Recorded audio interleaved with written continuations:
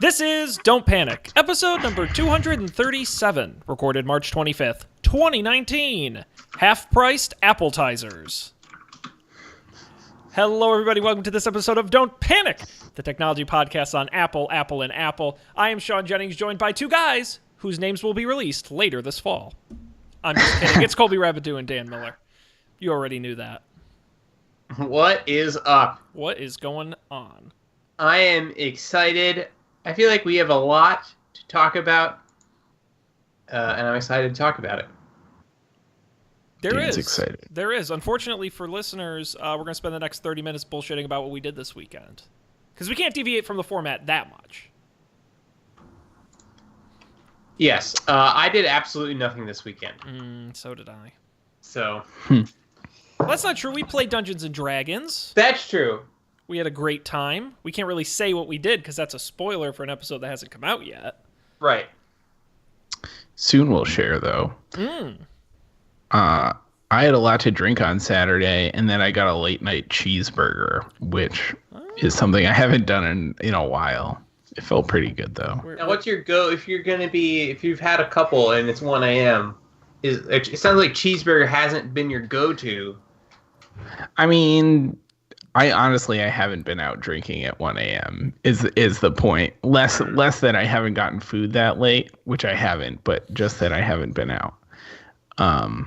But we went to Tasty Burger, a Boston institution of sorts, in that it is open very late. So, okay, but you don't have a go-to 1 a.m. thing? Not right now. I don't think there is anywhere in the immediate vicinity of my house. Well, Tasty Burger was the option where we happened to be at the time.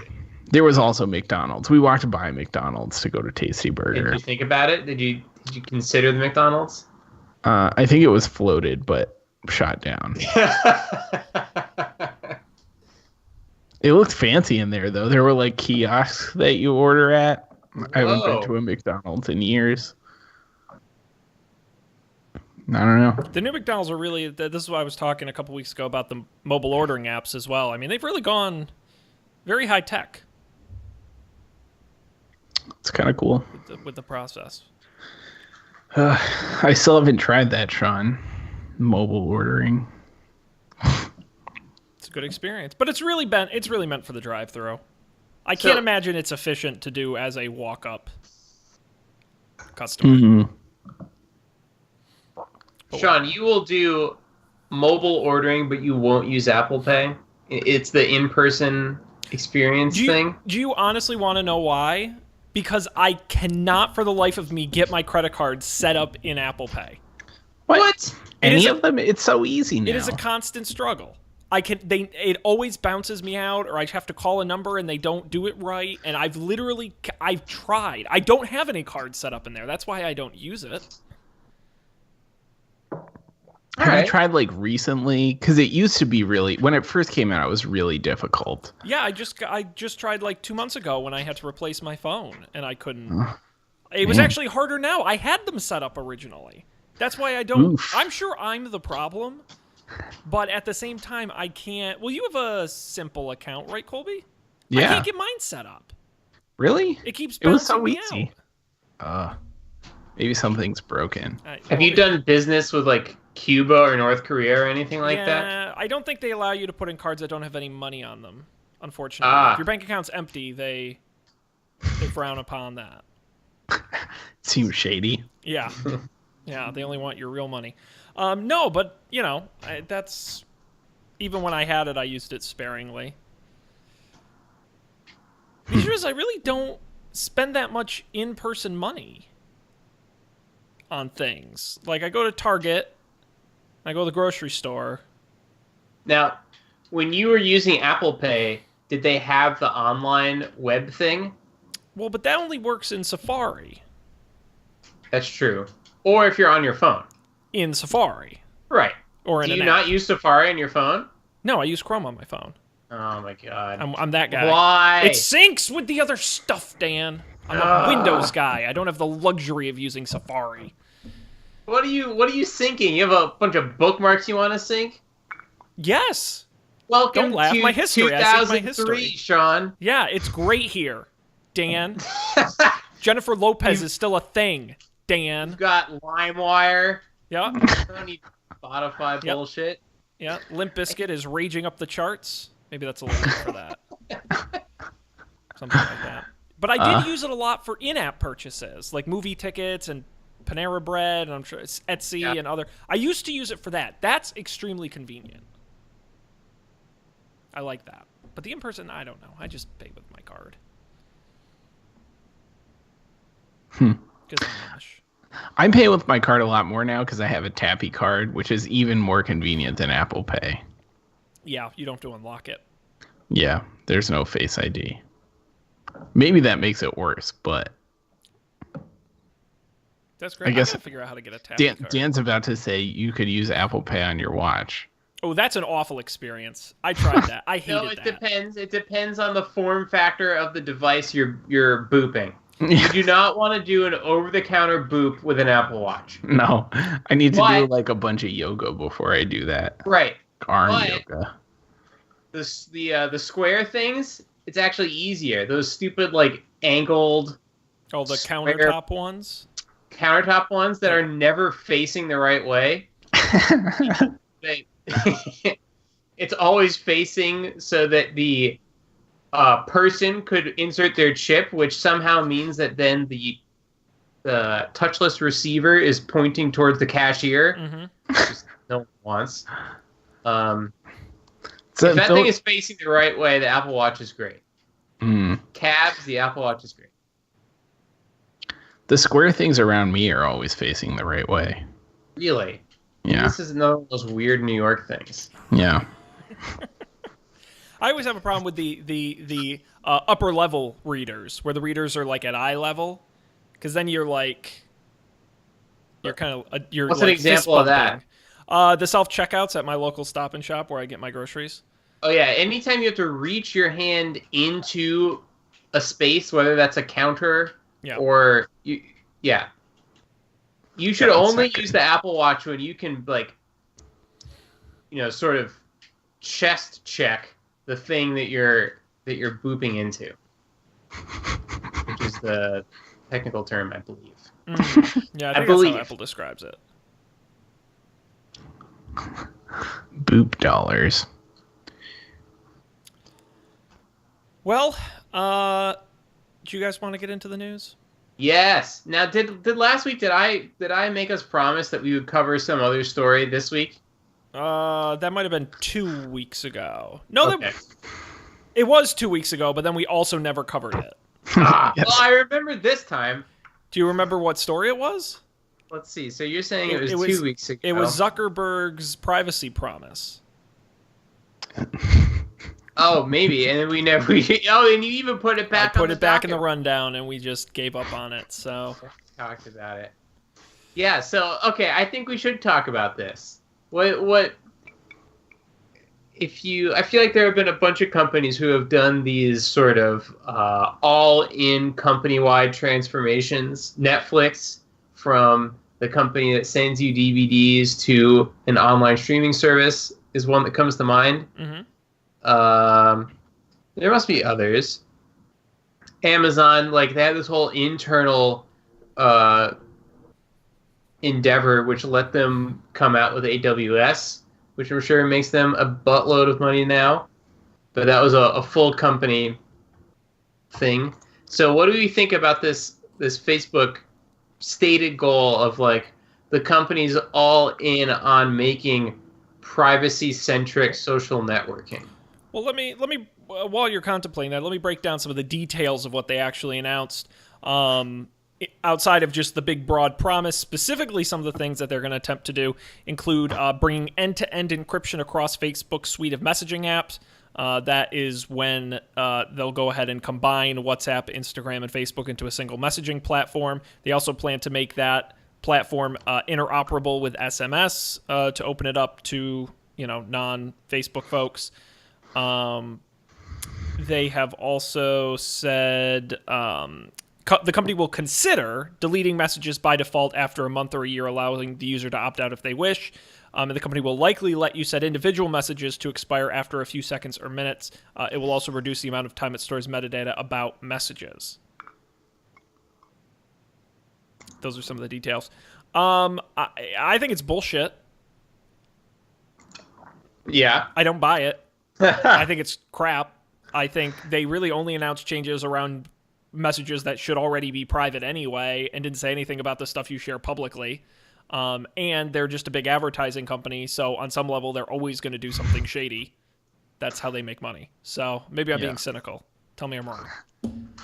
Yeah, I kind of feel like they wouldn't be saying that they're going to do something that would interfere with like the way they make money anyways. So, well, you shouldn't be reading my messages anyway. So now I'm concerned that they're saying we're going to make it more secure. Like, are you saying it's not secure now? Are you saying you're reading my message? I know that's not what they're saying, but that's kind of what it feels like. Like you're not correcting the right thing. What was the pizza restaurant where the fast food pizza chain that said like, oh, now like the new and improved recipe? Domino's. Even I think I was 16 or 17 when that came out, and at the time I was like, this does not inspire confidence in Domino's at all. Like, Sean, I feel like you've talked about that on Up for Debate before. Wasn't that a pretty successful marketing campaign, though? Wildly successful. Like upsetting how successful. It should have never been that successful, but it really propelled them for years and years and years after that. It's crazy. Yep. What? Okay, we're getting off topic. So, do you think that they will try to look like this is what they're doing, or do you think this is all just they're blowing smoke? I think they'll do it. I mean, I don't think they're doing this like announcing this and then secretly behind the curtain going, ha ha ha, ha, we fooled them. I just again think that this is easy stuff. Again, it's like, oh, all your messages will be end-to-end encrypted. Okay, that's great, but they also have to create a monopoly by combining their messaging apps across all their platforms and creating a giant, limited access mass data system that the majority of people will use. So it's kind of like I get why they're saying it, but at the same time, I don't like what it takes to actually do it. Mm-hmm. Yeah, I don't think it's going to be successful because I think unlike the other examples I can think of where companies made one big bet on changing something, they weren't going against the like values and principles that the company had until that point. Like Netflix could make the argument, like, listen, it doesn't matter how we get movies to people, we get movies to people. Which is very different from Facebook saying, like, we're still going to be like the way to connect everyone across the world, except now we're just going to do it completely differently and in a way that fights against all of the capitalism's forces bearing down on us. Because the two are very much at odds. You either charge for a service or you sell people's data. Mm-hmm. And so, like, can you make it private enough? You can't make it so private that you can't sell the data. So, I agree. I think they will do it, but I think that and again, I'm not sure that this will be intentional, that it will just look like they'll put out these products, but I don't think their whole heart will be in it, so they won't try to push people towards them. They certainly won't like sunset things. They won't force everyone into, like, I'm pretty sure Facebook Messenger is end-to-end encrypted right now, but you have to turn it on like per conversation, which of course no one does. Right. Huh. I didn't know that. I don't remember if it's some part of Facebook is actually pretty legit in that way. I feel like that could have been Messenger, though, because I think there was a point in time where before they bought WhatsApp, where they were trying to be WhatsApp. Mm-hmm. And maybe that was a WhatsApp thing. I feel like it kind of was. But I don't know. I mean, one other thing I will say is that, and I just pulled this up, the survey, it's from April 2018, it's about a year old, but they surveyed over nearly 3,000 Americans, asked them, which tech company do you trust the least with your personal information? Facebook, 56% of respondents said Facebook. The second highest was Google with 5%. So I don't think there's anything on the planet Facebook could do to get people to trust them. I just think that doesn't matter because people are going to use it anyway. So, this is more of a PR, make good with the government type thing more so than encourage users that Facebook is a great place to be safe and Facebook cares about you.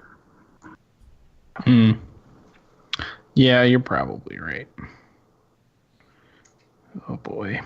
What a world. What a world. I know. Well, all we can hope for is that those ads are really relevant. So relevant. The most relevant. That when we start getting ads in our private encrypted messages. Yeah. Gentlemen. I'm ready. Time to hit the orchard. Let's talk about some apples. Why don't we do the pre-show stuff first? What do you say? Okay. We talked last week about the new iPads, so we've already covered that. We've taken care of that. There were a few other pre-announcements during the week, starting with the new AirPods.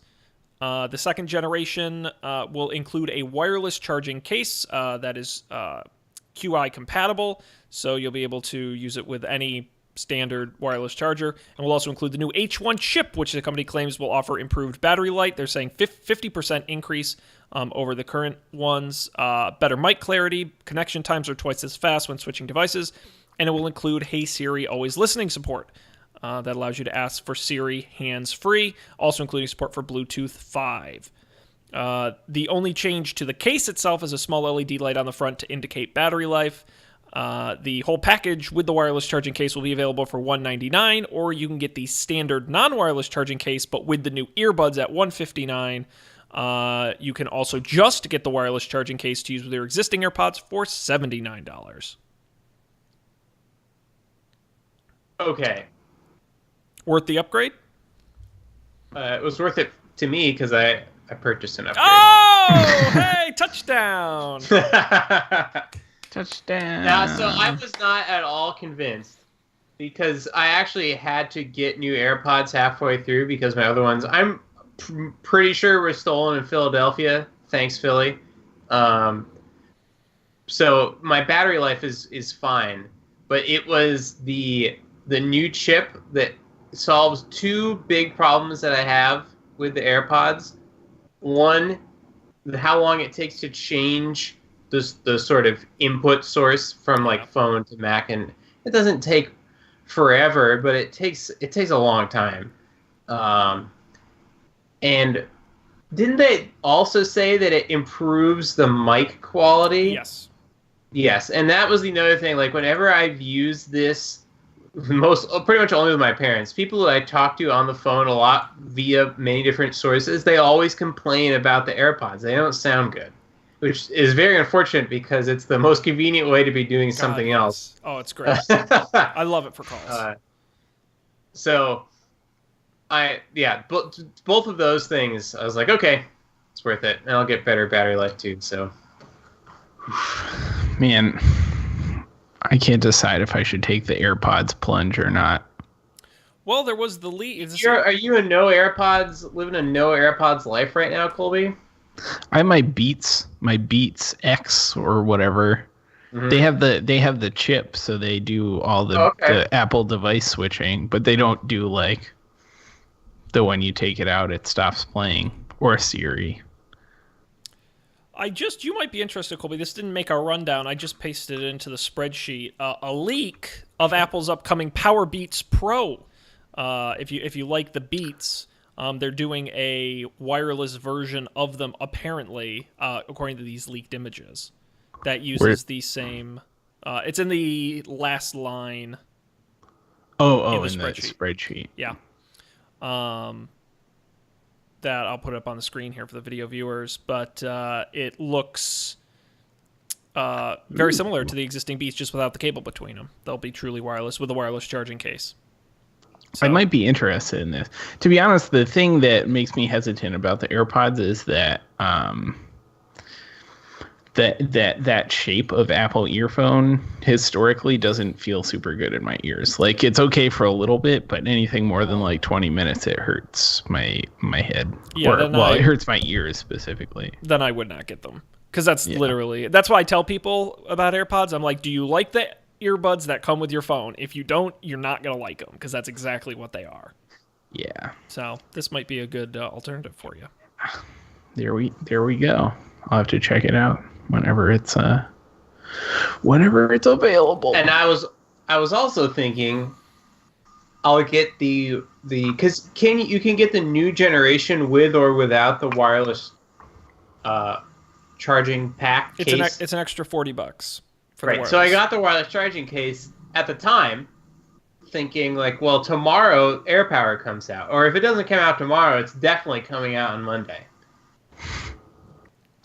Request denied. That's the other image that was going around online today, was apparently, and you'll see this when you get it, on the packaging of these new AirPods, on the back, there's actually like a drawing of like, oh, put your thing on the wireless charger, and the picture of the wireless charger is the AirPower pad. It doesn't say AirPower, but it looks exactly like the pad. Yeah, Where is it? Well, that's not surprising.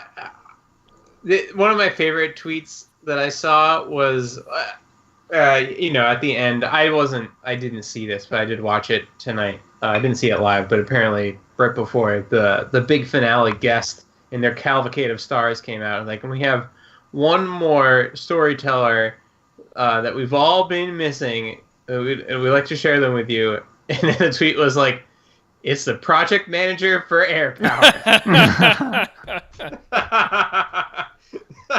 It's like, I really would like to hear from that person.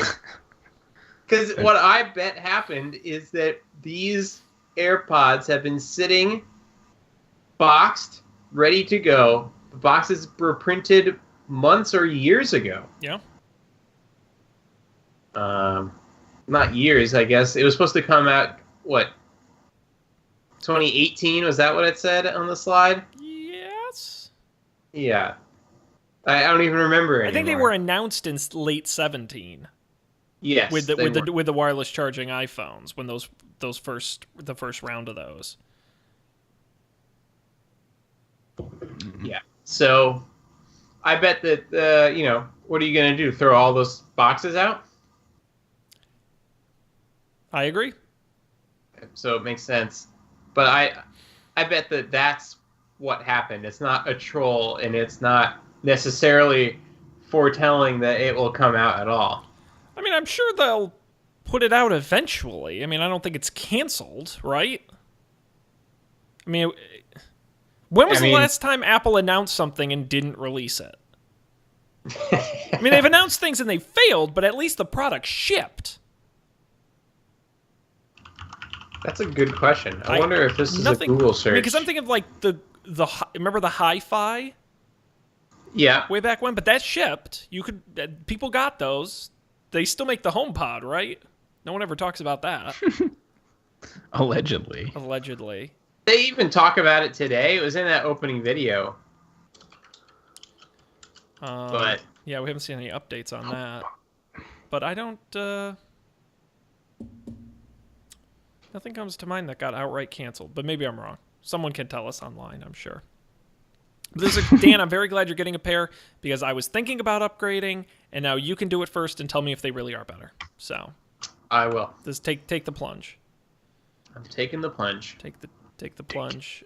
Is there I don't see a date on here. Oh, I guess they're available now. Because you bought one. Yeah, in fact, it arrives on Friday. Oh, great. All right. So good. We'll get a report maybe next week. Yeah, for sure. One other small announcement, and I promise we won't spend a lot of time on this because it's very boring, but they updated the iMac desktops with a bunch of new processors and graphic chips for both the 21.5 and 27-inch models. I could read a bunch of gibberish about 6-core i7 processors and Radeon Pro Vega 20 How much GPU. L3 cache does it have, Oh, Sean? my God. This is out of control. Just know that they've upgraded them finally. It took about 2 years. to get the new chips, eighth generation Intel chips. So, not moving to ARM yet. Not yet. Nope. So, anyway, those are available now. Max. You can get an iMac with 256 gigabytes of RAM. That was my favorite. I think that's the iMac Pro only, though. That's a lot of RAM. Did you look at how much do you think a max spec iMac Pro would be, Sean? I think you put this in the Slack, so I think I already know the answer. Well, guess. See if you do know the answer. Well, was it like 10,500 or something like that? Nah, dude. I'm not going to put any of the software in. It's $15,927. At that point, just get a bunch of Mac Minis and duct tape them together. Yeah, and just the 256 gigabytes alone is the cost of one entire iMac Pro. That's insane. At some point, like, could you even use all of that?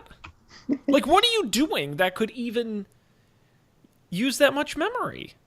How many Ks do they have? They have 12K footage now?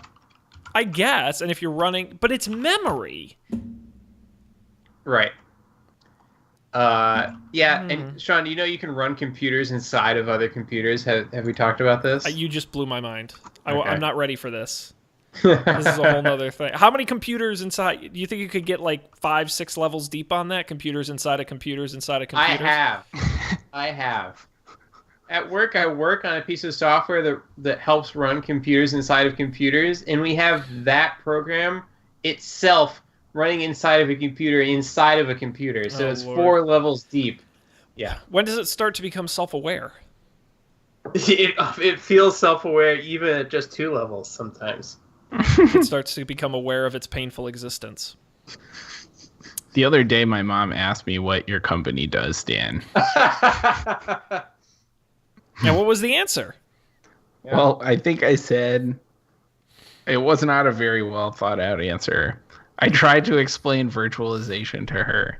And then I said, after doing that in a way that I don't know, she may have understood or may not, unclear.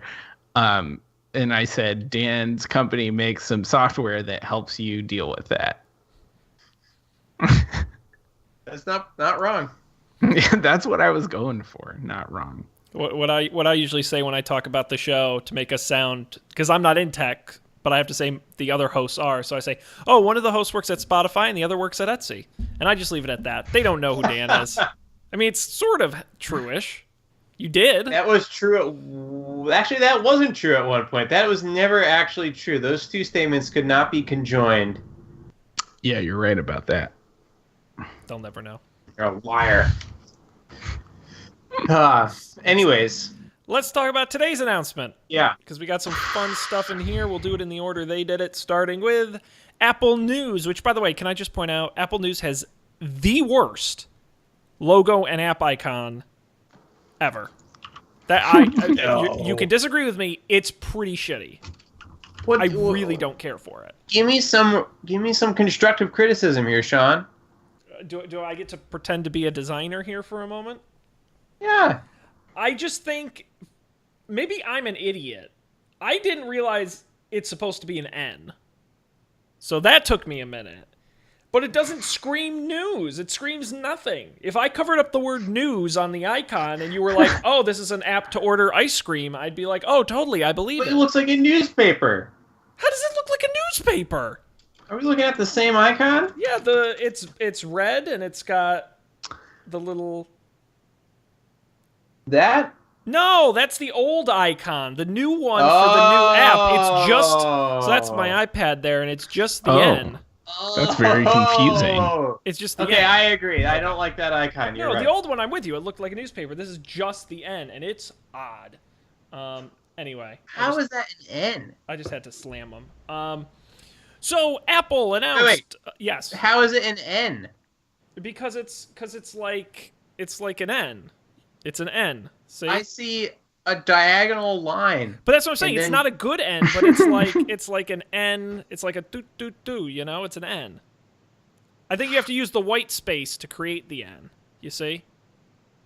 Maybe. Whatever. I mean, this is useless. It's a bad app. It's a bad icon. But you don't have to like the icon to use the service. Update to the Apple News app. The sort of big highlight of that is the monthly subscription known as Apple News Plus, available today in the US and Canada after you update your iOS. It's a $9.99 monthly subscription. The first month trial is free.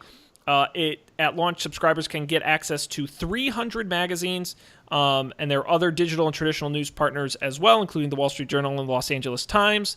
They will display magazines with a new live cover presentation. They lightly animate it, kind of make it look pretty, highlight stories with blurbs and things like that. You can also browse through magazines you subscribe to, and new issues are automatically downloaded for offline reading when they are released. Apple touted the privacy, as they did throughout the whole event, noting that advertisers cannot track what you're reading, so you won't receive targeted ads based on the stories you clicked on. There's a great list here from the fine folks over at macstories.net. They actually created a list of every single magazine that's included, which is pretty helpful. We'll tweet out the link or something at some point. The interesting thing, the reason I like sharing this, and that's interesting to me, is they compiled a list of they counted 251, some may be added later, but they found of that, only about half used the new richer Apple News format, and the rest just used traditional flat PDFs.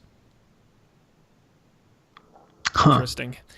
I'm assuming then you guys have not upgraded and tried it out? No, my iPad's upgrading as we speak. I just kicked off my upgrade. I did it, and it's fine. Now, you can't get the subscription yet, right? Or can you? No, it's the whole thing is live. So you've been playing around with it? I didn't. I mean, it's just, if you've ever used, a magazine reader, this kind of has the nice where stuff appears as you scroll through, and it's kind of got that nice motion to it. Cool. And this is National Geographic. It's one of the interactive ones. Let me show you. Was I reading? Is this one of the flat ones? Because the flat ones, I mean, they're literally just, no, that's an interactive one.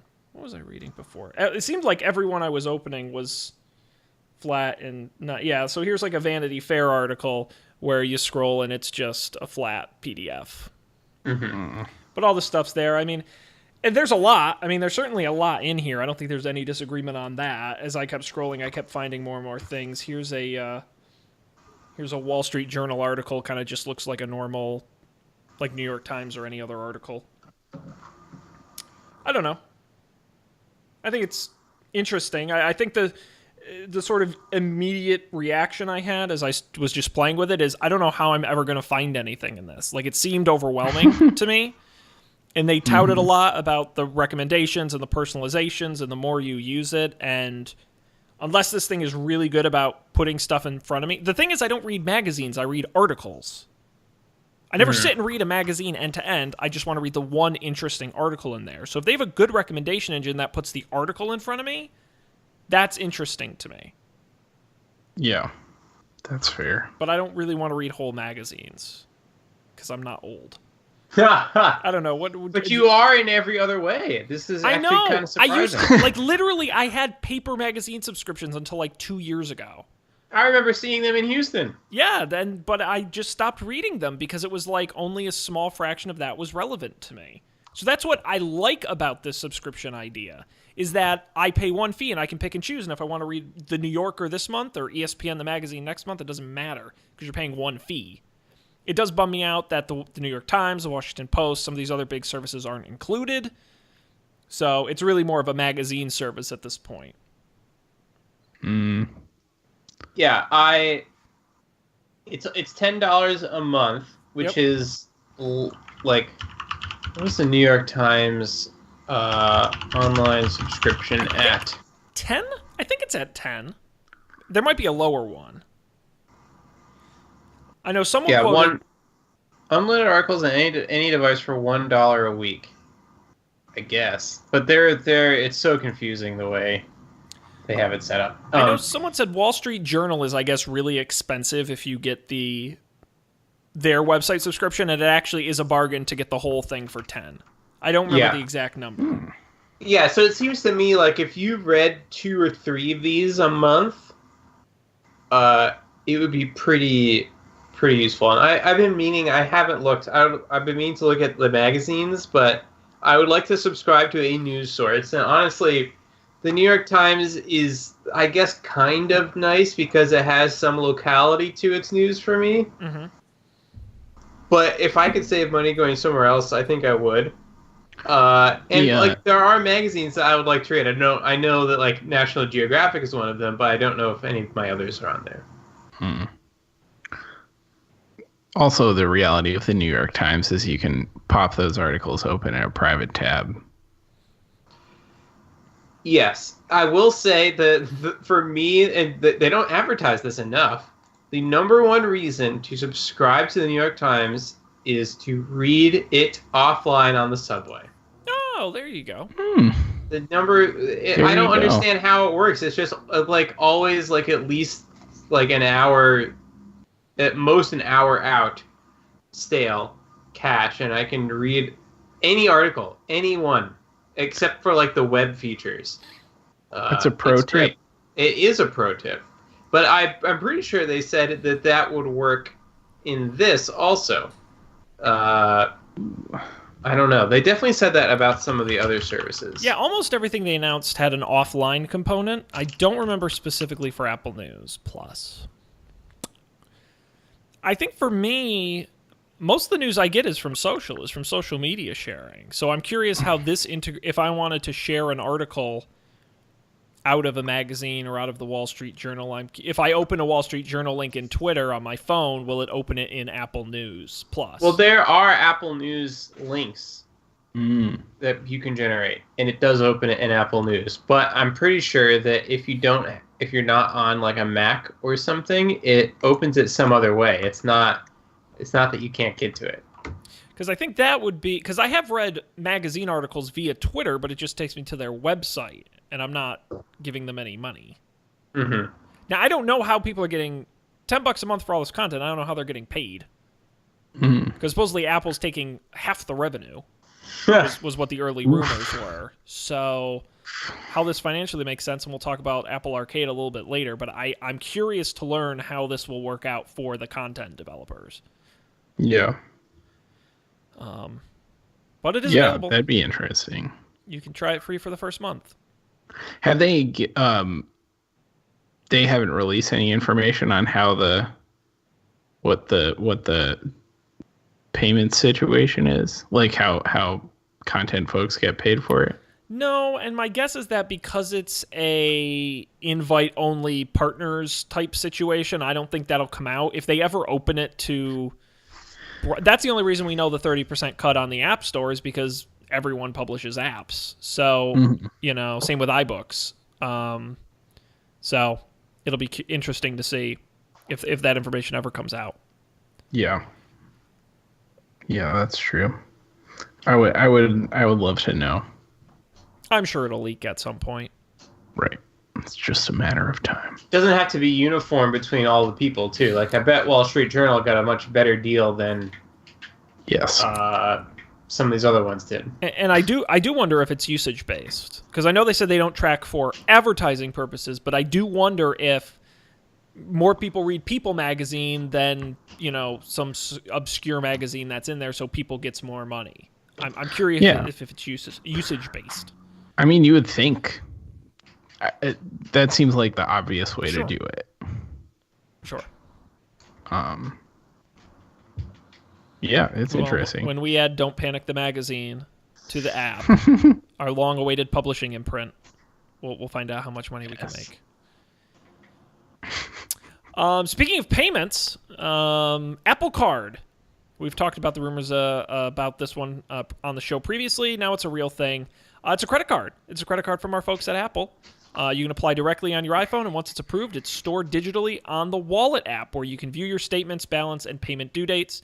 It also tags locations and retailers within your transactions to help you track your purchases. The interesting thing is it generates a new security code every time you make a purchase, so you're not actually sending your credit card number to anyone. It doesn't even really have a credit card number printed on it at this point. You can generate one, though, if you plan to buy from something that doesn't support the Apple Card, but you have to do that within the app. It is backed by Goldman Sachs and MasterCard, so I assume it works anywhere MasterCard is accepted. It offers 2% cash back on all purchases, 3% on Apple purchases, though it is important to know that you have to use Apple Pay to get that. You can't use the 16-digit payment. You don't get the cash back. And then didn't they say it's 1% for I think non-Apple Pay payments? Yeah. And that cash back is paid daily into your Apple Pay account, so you can use it towards paying your credit card balance, in-app purchases, or transferring to friends. Apple will also offer a physical titanium card for real-life uses or when you're traveling, but rewards for those purchases are 1% cash back.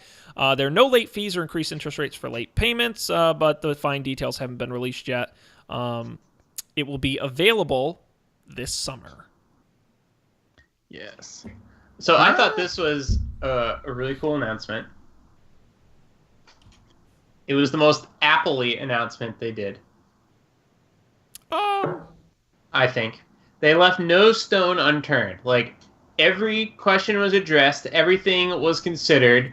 Like, the billing statements were super cool and solved, like, obvious problems that I've had. Having just done my taxes, like, trying to look through those merchant IDs and see, like, okay, now which one of these was a charity? Impossible.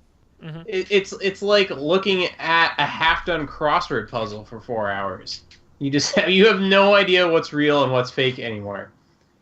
So I thought that was great. The card obviously looks really cool.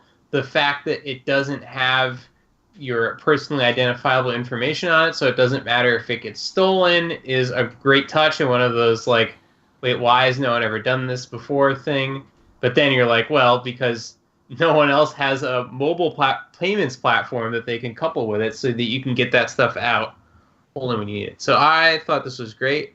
I don't know if I need/can get another credit card in my life. Of course you can. It's America in 2019, Dan. You don't have enough. I don't know if cards. I should, but I guess 3 is not nearly as many as some people have. But no, I have 3. Okay, all right, that makes me feel better. Colby, you're nothing if not a reasonable person. Yeah. Because I have, like, my first credit card that I got that I never use anymore. And then I have my Amazon card. And then I have the other one. Right. But I would totally get this. Because it just seems really convenient. Also, like, 2% on...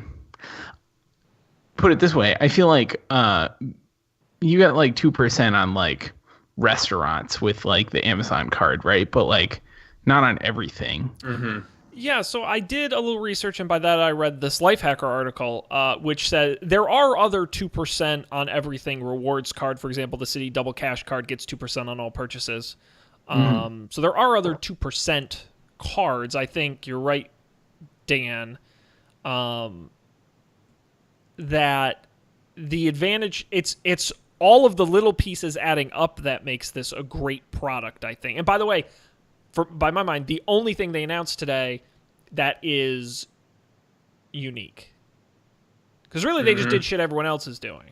Yes. Yeah, but totally. And not that there aren't other companies revolutionizing, quote-unquote, the credit card, but I think it is a really neat package they've put together here for folks.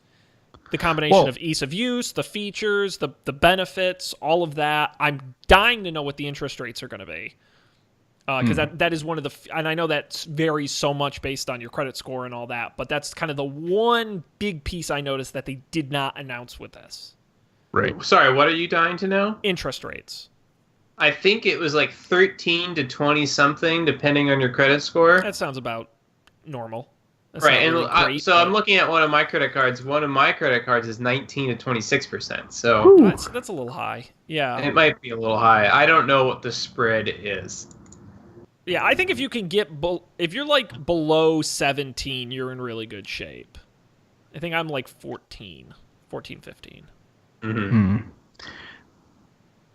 I was going to say the other nifty bit of this is it's, like, if you get this, like, paired with all the random subscriptions they just announced, like, get your 3% discount every month on that or whatever. Yeah. That's true. Yep, so I was all on board with this. I'm more excited about the billing and reporting aspects than I am about any of the other stuff. Like I would never ever use the card, right?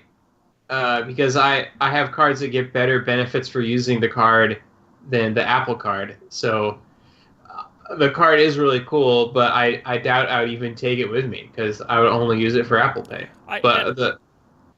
And I think that's the future. Is you're going to have 5 or 6 cards, and your Amazon card you're only going to use on Amazon because you get 5% back, and the Apple card you're going to use on mobile purchases because you get 2% back, and the restaurant card and the travel card. And I just think I don't know if that's right. Some financial expert would have to tell us, but I think that's kind of the direction it's going, is these hyper specialized rewards cards, especially with no fees. So you're not really out anything if you barely use it. Right.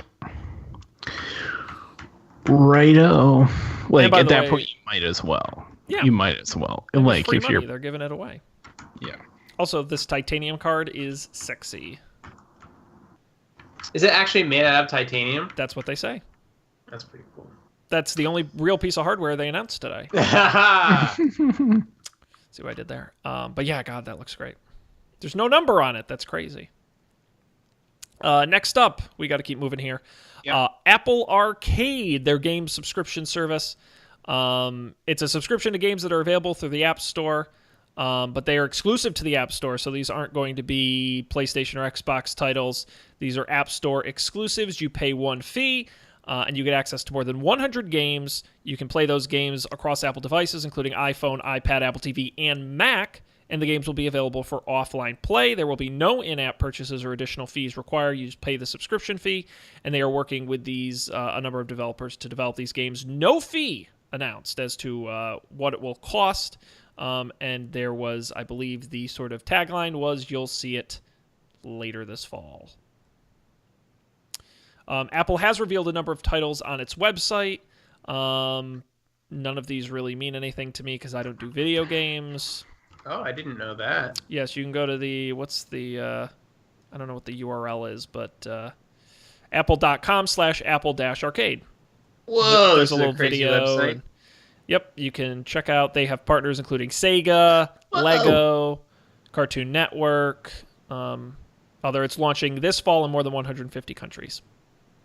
Yeah, I was excited that they did the independent, small creative games route instead of we've got EA and Activision. It's like, I don't want to play any of those games. All the big game companies, all the games they make for phones suck.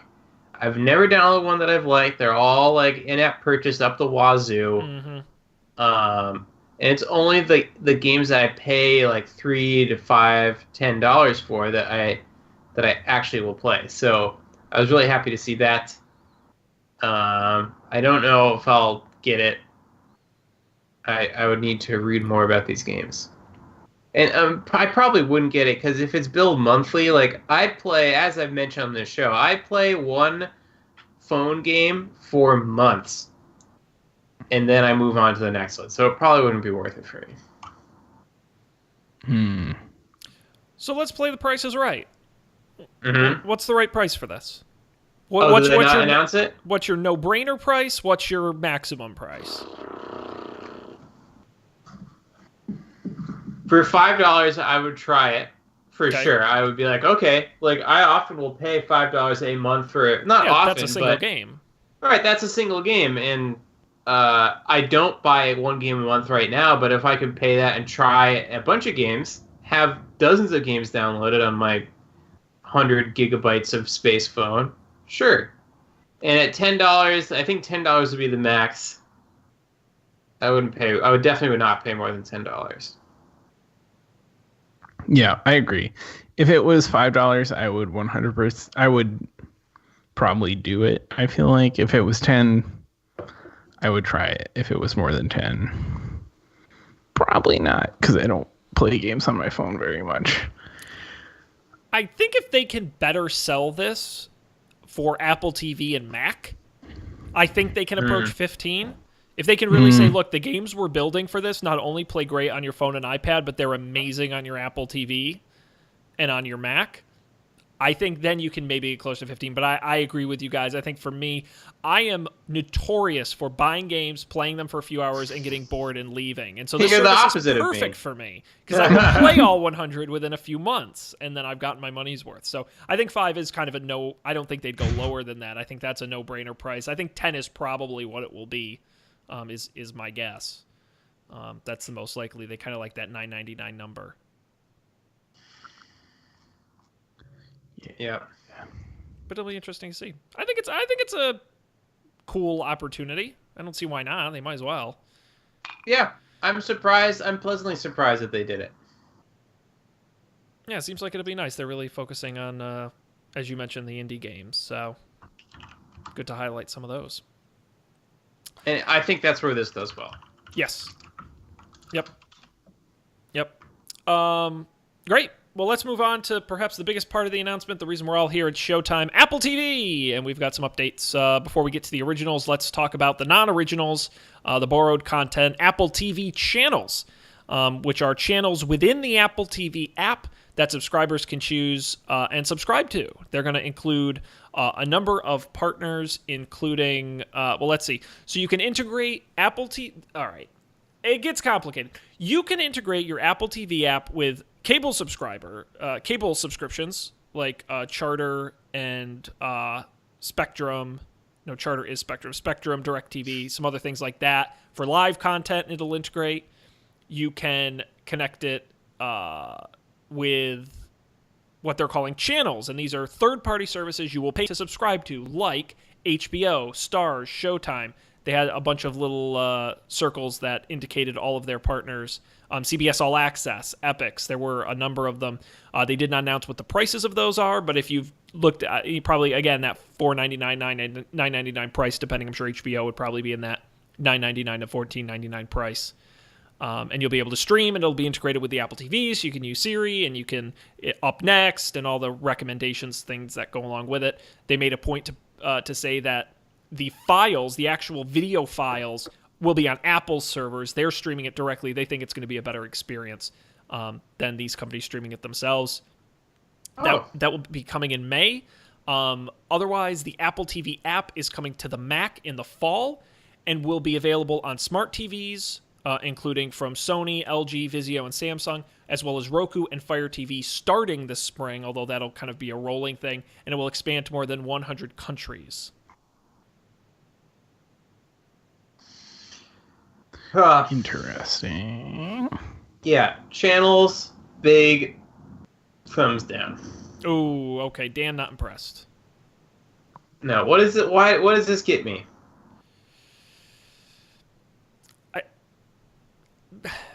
Not much. I mean, I think just not much. I just think the issue, they're promising more than they're currently delivering, because the idea is that their whole thing was cable packages are dead.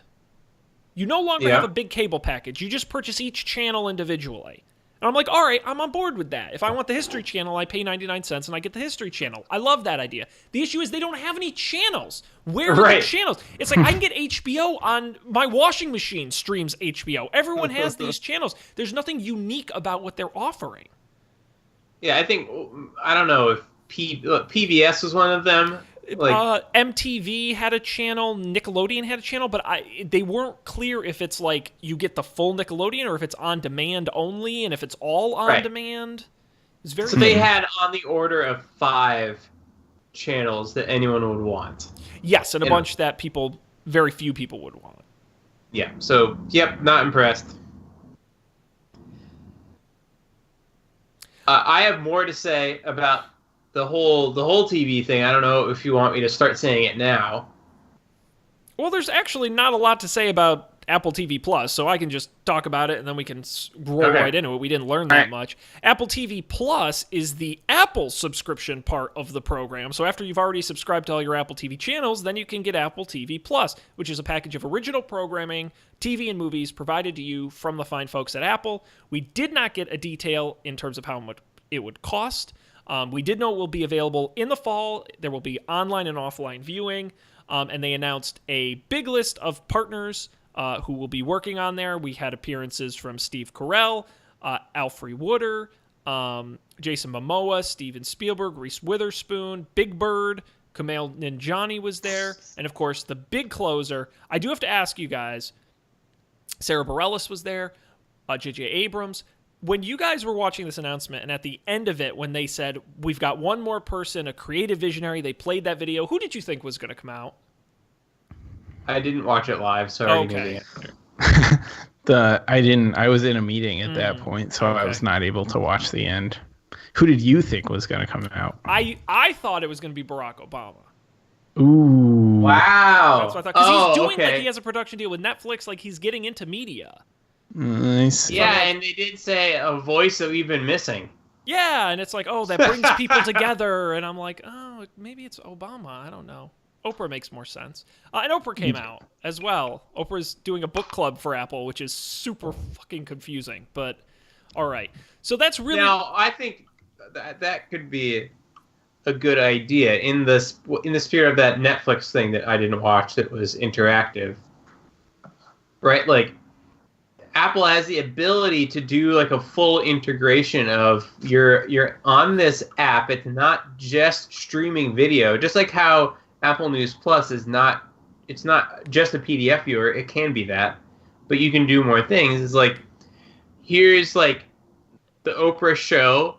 And you can like click a button. We have this book in iBooks, and you can buy it right now and read along. Or you can like see Oprah's like liner notes in, and like whoever she. It sounded like there was going to be guests on. Like you could overlay their thoughts onto the book. That would be super cool. I don't know if that's what they're going to do, but I like the idea. Yeah, for me, the way they described it was enormously creepy. Where it was, I can broadcast into a billion people's pockets and just pop up in the Apple store, and I'm just there, just on the TVs talking with somebody. Oprah was really excited about it was creepy this Apple thing. Yeah.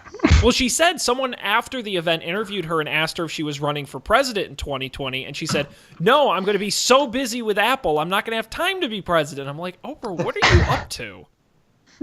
It's kind of upsetting. We didn't get a huge look into the content that's going to be on there. We barely saw any video footage. They kind of just had the stars walk out and talk about it. But we did hear about Steven Spielberg's revival of Amazing Stories, Reese Witherspoon and Jennifer Aniston in Steve Carell's series, The Morning Show, Alfre Woodard and Jason Momoa in the series C. Sesame Street is bringing an original series called, I forget. And Oprah is doing 2 documentaries as well as her book club.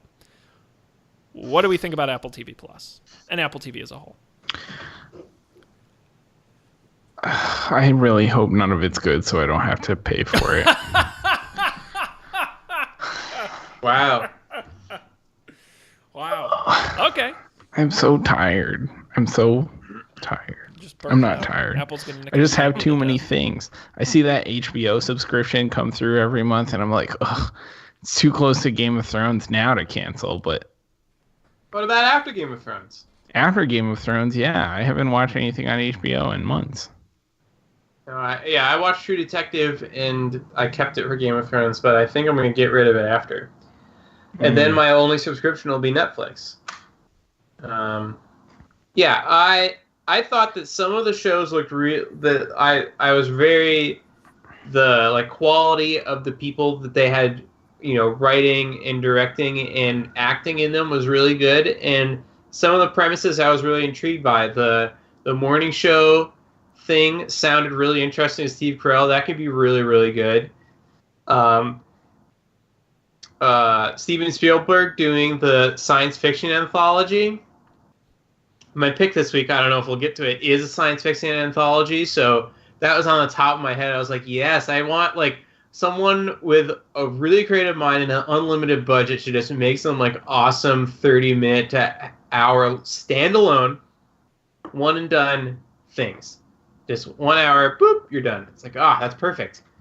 You can tell so many interesting stories that way that people aren't really Didn't they bring back the Twilight Zone or something this year? Did that happen? Yeah, it's premiering this week or next week on CBS. Oh, okay, Access. So that is coming back. Yeah, stuff like that has been out of the pop culture for a while. I guess maybe American Horror, but even American Horror Story, it was one season that was standalone. I want just 1 hour where I can watch it and then not watch it again for 6 weeks and then come back to the next one, and it doesn't matter. Have you watched Love, Death, and Robots? That's yet? my pick. I didn't even see. Didn't even look. So that stuff I'm very on board with. The rest of this, the channels, and the sort of like the endless cavalcade of stars, it felt like they're just filling time. It feels like what happens when, and we've been talking about this a lot at work, not in relation to ourselves, but in relation to other people, is like what happens when you set your product release date for your like company's annual conference. Like, oh, well, we have to release these products at this time. That either means that they're being released later than they should or before they're ready. It's unlikely that this will be the perfect time to announce it, right? And a bunch of this stuff felt like it just wasn't ready yet. And that if it was very surprising, like I could see this happening at a WWDC. It's like, well, we've got this date, and we have to hit it. But the Apple chose to have this, and it sounds like they've delayed it a bunch. So I'm sure there's a lot of pressure. But like the channels thing, I guess kind of appealing that if I bought into this, the TV app would be more integrated. It's nice. It's not worth the amount of effort that would take. If they instead pitch it as like, we make it really easy to subscribe and unsubscribe from things, that would be interesting. But that's also not how they pitched it. Like you were right, Sean. You called it that they promised way more than they could deliver 5 minutes after they promised it. Like the beginning was like, hell yeah, I'm on board. And then after 10 minutes of listening to it, you're like, but wait, where is that? Like, where is the thing you just promised me? So I'm disappointed in the channel stuff, especially. I'm optimistic. I will happily pay $10 a month if like 2 good shows come out simultaneously. $10 a month, no problem. $15 a month even would be pretty doable. But it wasn't a knockout of the park. I think they're attempting to solve a problem you cannot solve. And I think that's their problem. I'm not going to give them fault for trying, and I don't think with extra time it would have made it better. I think when you go ahead and say, we're going to combine your cable subscription and your Hulu or PlayStation Vue subscription, and also going directly to the content creators and creating channels. Oh, and we're also making our own content, and we're going to integrate it all into one app. And that app is going to be on all of your devices and smart TVs. Like, it's a crazy idea, and I'm not shocked it doesn't work. And I do think it's sort of that problem is like, can my mom figure it out? Can my grandma, can my aunt figure out how to use this thing?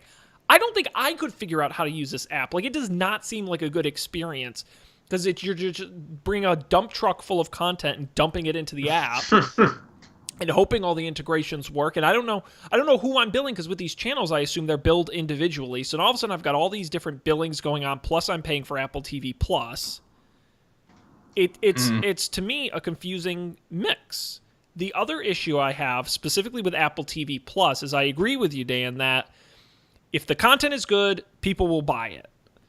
And I think, and I'm also with you that I think a $6.99, $7.99 is a great price. I think a $9.99 is a good price. I think $14.99 is a doable price.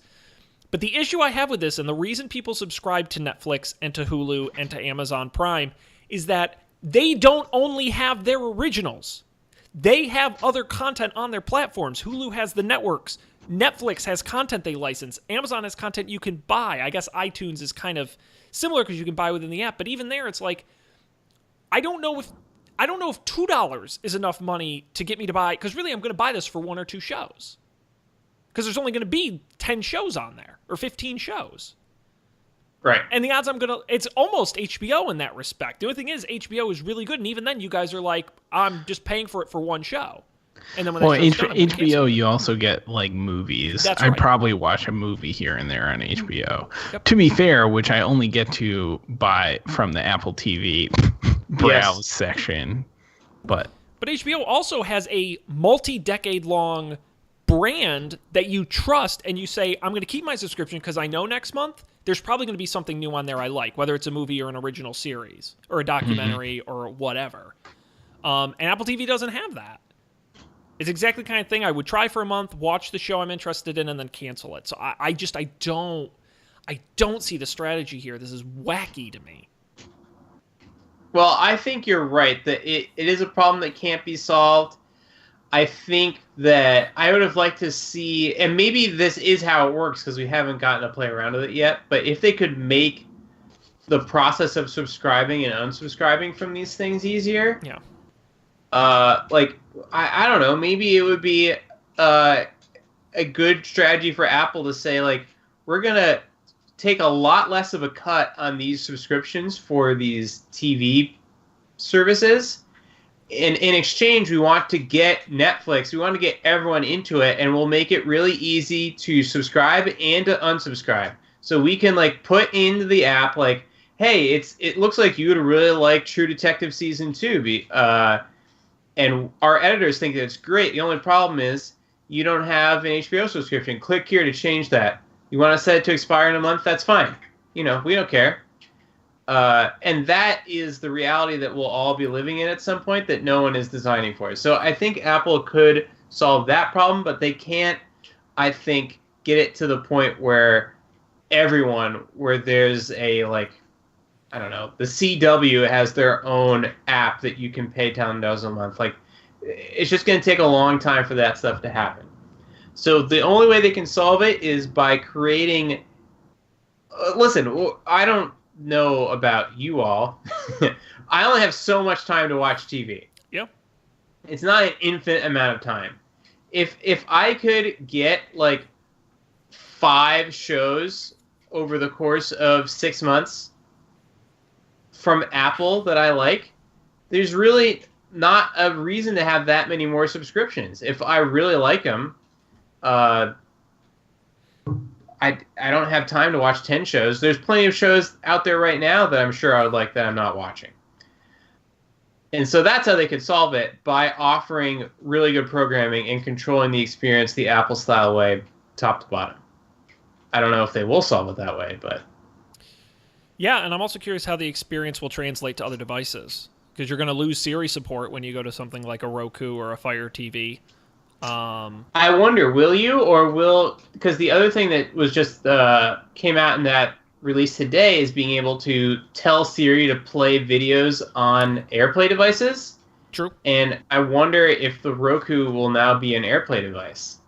They have talked about adding it. I don't think they put a date on it, but they have said they're going to do it eventually. So that's a good point. That's a good point. I mean, I think the only way Apple TV Plus works is with the super subscription. Mm-hmm. And the idea that you pay one fee and you get all of Apple subscriptions. Because I think it's a struggle to be like, well, you're paying $9.99 for news, and you're paying $9.99 for Apple Arcade, and you're paying $4 a month for iCloud storage, and you're paying, what else can you subscribe to via Apple Music? Apple Music, yeah. Yeah, and so now we're adding a fifth separate subscription. Which they didn't talk about at all today. Nope. Completely silent. Not a word. The other crazy thing was, how did no one predict the Plus as the moniker for these things? Apple puts Plus on so many other things.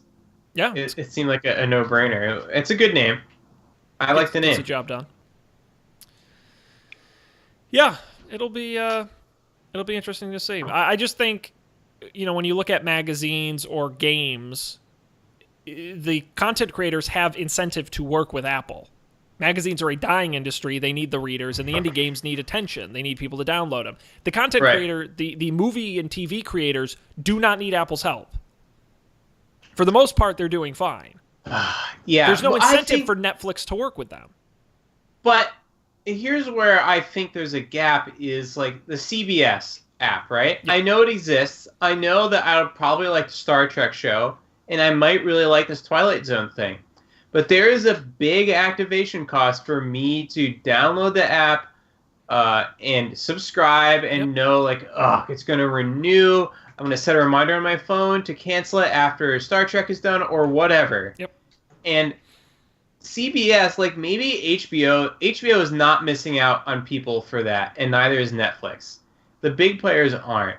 But these other players, like CBS definitely is. If it was easier to subscribe to, and most importantly, if it was like low friction and I can unsubscribe whenever I want to, I would guess that CBS would make more money. They might not make as much money as they want to, but they would make more. And maybe the problem is that there just aren't enough CBSs yet. Yeah.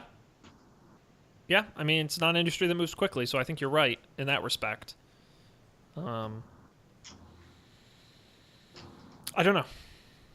It's going to be really interesting to see how this plays out. We're obviously going to learn, I'm sure, a little bit more at WWDC and a lot more in the fall. So, there you go. That's everything Apple announced, guys. Woo! We did it. We survived. No time for picks, though. Okay. Sorry. No picks. We'll roll next into week. Next week.